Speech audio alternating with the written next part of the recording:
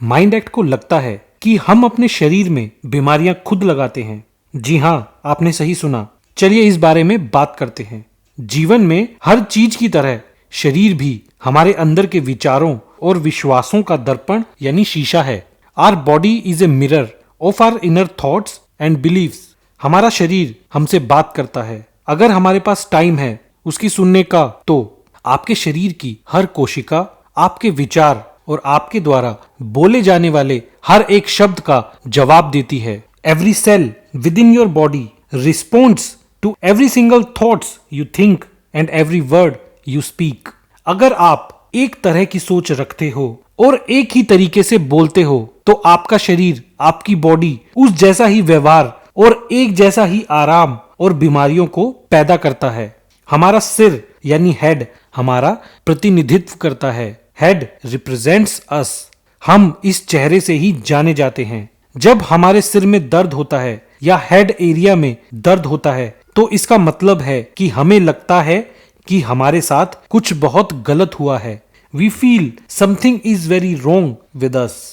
हमारे बाल शक्ति का प्रतिनिधित्व करते हैं। The hair represents strength. जब हम तनावग्रस्त और भयभीत होते हैं, तब हम अक्सर स्टील के उन बैंड को बनाते हैं। ऐसी कुछ वाइब्रेशंस पैदा करते हैं जो कंधे की मांसपेशियों से उत्पन्न होते हैं और सिर के ऊपर आते हैं और कभी कभी आंखों के आसपास भी। हमारे बाल, जिसको हेयर शाफ्ट बोला जाता है, वह बाल कूप यानी हेयर फॉलिकल के माध्यम से बढ़ता है। जब खोपड़ी या स्काल्प में बहुत तनाव होता है, तो वो बाल शाफ्ट को इतनी कसकर पकड़ता है कि बाल अब सांस नहीं ले सकते और वह मर जाते हैं और फिर झड़ जाते हैं। अगर यही टेंशन या तनाव लगातार बना रहता है, हमारी खोपड़ी यानी स्काल्प इज नॉट रिलैक्स्ड या आराम नहीं करता, तो फॉलिकल बाल कूप वैसे ही कसा रहता है और नए बाल को नहीं आने देता, जिससे गंजापन आता है। द फॉलिकल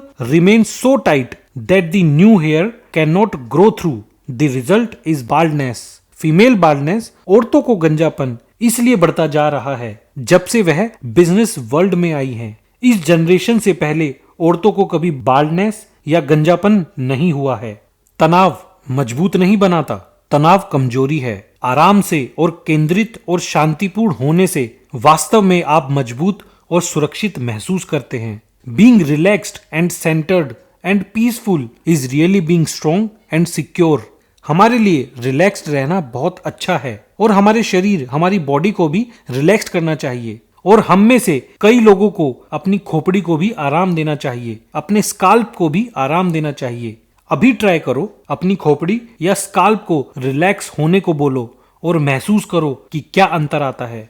आपके कान सुनने की क्षमता का प्रतिनिधित्व करते हैं। The ear represents the capacity to here.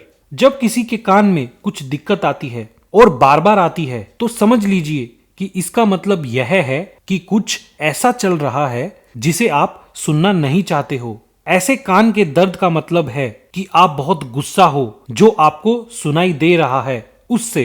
ये दर्द ज्यादातर बच्चों में आता है। वो ज्यादातर वह सुनना नहीं चाहते हैं जो उनके परिवार में चलता रहता है। घर के नियम अक्सर बच्चे के गुस्से की अभिव्यक्ति को मना करते हैं और चीजों को ना बदल पाने के कारण कान का दर्द पैदा करते हैं। बहरापन बताता है कि किसी को लगातार ना सुनने से इनकार करना है। आपने नोटिस किया होगा, जब एक हस्बैंड और वाइफ में किसी एक को कम सुनता है तो दूसरा बहुत बोलता है और बोलता ही रहता है।